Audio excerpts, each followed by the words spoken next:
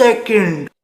भोला पापा दे दे नोट छापन की मशीन, सबकी बजा दूं बीन, ठा दूंगा दर्राटा रे। भारत में आरबीआई यानी कि रिजर्व बैंक ऑफ इंडिया के पास ये अथॉरिटी है कि आखिर हमारे देश में कुल कितना पैसा छापा जाएगा।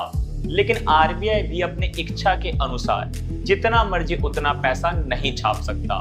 आरबीआई को कुछ बातों का ध्यान रखना होता है करेंसी को प्रिंट करने से पहले, जिसमें सबसे पहली चीज होती है हमारे देश के पास उपलब्ध गोल्ड रिजर्व। इसके बाद दूसरी चीज आती है हमारे देश के पास उपलब्ध फॉरेन एक्सचेंज रिजर्व्स, यानी कि भारत के पास विदेशी मुद्रा कितनी उपलब्ध है। इस चीज को भी देखा जाता है जब हमारे देश में पैसे को छापने की बात आती है। तो इसी के साथ कुछ और ऐसे फैक्टर्स होते हैं जो कि अर्थव्यवस्था को प्रभावित करते हैं, उनका ध्यान भी आरबीआई को रखना होता है करेंसी को प्रिंट करने से पहले। उदाहरण के लिए आपको कुछ मैं फैक्टर्स बताऊं तो जैसे कि इन्फ्लेशन कंट्रोल, यानी कि उपस्थित हालातों में महंगाई की क्या दर चल रही है, इसको भी देखना रिजर्व बैंक ऑफ इंडिया का काम होता है। इसी के साथ दूसरे नंबर पर आता है डिमांड इन इकोनॉमी, यानी कि कितना पैसा लोगों को चाहिए। इसके अलावा ग्रोथ रेट, यानी जीडीपी बढ़ रही है या गिर रही है, इसको भी देखना आरबीआई का एक अहम कर्तव्य होता है।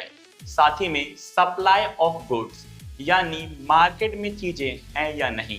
और इसी के साथ एक और चीज काफी महत्वपूर्ण हो जाती है जब हम करेंसी को प्रिंट करने की बात करते हैं, तो वो है ट्रस्ट इन करेंसी, यानी कि लोगों का भरोसा आखिर किस प्रकार से हमें हमारी करेंसी पर देखने को मिल रहा है। अगर फिर भी आरबीआई हमारे देश के अंतर्गत अंधाधुंध पैसे को छापने की कोशिश करता है तो इसका परिणाम होता है बड़े पैमाने पर महंगाई। क्योंकि जब आरबीआई अंधाधुंध पैसों को छापेगा तो उससे देश में मनी का फ्लो बढ़ेगा, लेकिन हमारे देश के पास उपलब्ध जो उत्पादन है, यानी कि वस्तुओं और सेवाओं की आकलन, वो उतनी की उतनी ही रहेगी। यानी कि मनी के फ्लो बढ़ाने की वजह से देश में डिमांड बढ़ गई और सप्लाई यानी कि प्रोडक्शन पहले जितनी ही रही।